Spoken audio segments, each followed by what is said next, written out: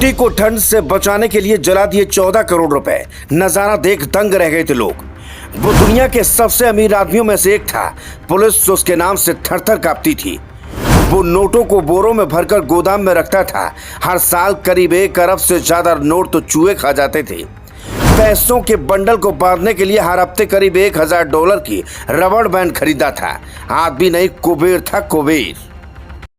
अब तक आपने अंबानी, अडानी और टाटा साहब की अमीरी के किस्से तो खूब सुने होंगे, लेकिन आज हम आपको एक ऐसे व्यक्ति की कहानी सुनाने जा रहे हैं जो पैसों को पैसा नहीं बल्कि रद्दी समझता था, जिसके गोदाम में नोटों से भरे बोरे हमेशा पड़े रहते थे। इतना ही नहीं, उसने अपनी बेटी को सर्दी से बचाने के लिए 14 करोड़ रुपयों में आग लगा दी थी। दरअसल ये कहानी है पाब्लो एस्कोबार की, जो न सिर्फ अरबपति था बल्कि जुर्म की दुनिया का बेताज बादशाह भी था। उसके नाम की तूती बोलती थी। पुलिस से लेकर अधिकारी तक सब उसके नाम से थर-थर कांपते थे। लेकिन अपनी बेटी और परिवार की खुशियों के लिए यह व्यक्ति किसी भी हद तक जाने को तैयार था, और यही वजह है कि उसने अपनी बेटी को सर्दी से बचाने के लिए 14 करोड़ रुपयों में आग लगा दी थी। ये कोई फिल्मी कहानी नहीं है बल्कि एक सच्ची घटना है। अपराध की दुनिया में कई नाम ऐसे हुए जो अपने काले कारनामों के लिए इतिहास के पन्नों में दर्ज हो गए, लेकिन इन सब में अगर किसी का नाम सबसे ऊपर लिया जाए तो वो है पाब्लो एस्कोबार का। कोलंबिया का यह शख्स सिर्फ एक ड्रग माफिया नहीं था बल्कि अपराधों का किंग माना जाता था, जिसकी दौलत, हैसियत और दहशत तीनों के किस्से दुनिया भर में मशहूर थे। पाब्लो सिर्फ क्राइम के लिए नहीं जाना जाता था बल्कि उसकी दौलत उड़ाने के तरीके भी दुनिया को हैरान कर देने वाले थे।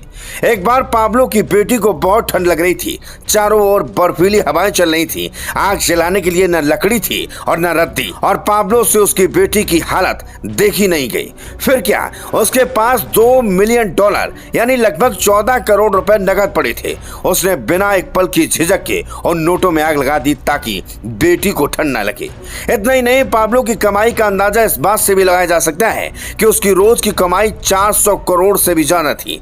इतना पैसा था कि उसे रखने के लिए सुरक्षित जगह कम पड़ गई थी। उसने कई गोदाम बनाए जहां नोटों के बंडल बोरियों में भरकर रखे जाते थे, लेकिन वहां भी सुरक्षित नहीं थे। हर साल करीब 1 अरब रुपए के नोट चूहे को उतर जाते थे। यह भी कहा जाता है कि पाब्लो अपने पैसों को बांधने के लिए हर हफ्ते तकरीबन $1000 की रबड़ बैंड खरीदा था। साल 1989 में फोर्ब्स मैगजीन ने पाब्लो एस्कोबार को दुनिया का 7वां सबसे अमीर व्यक्ति बताया था।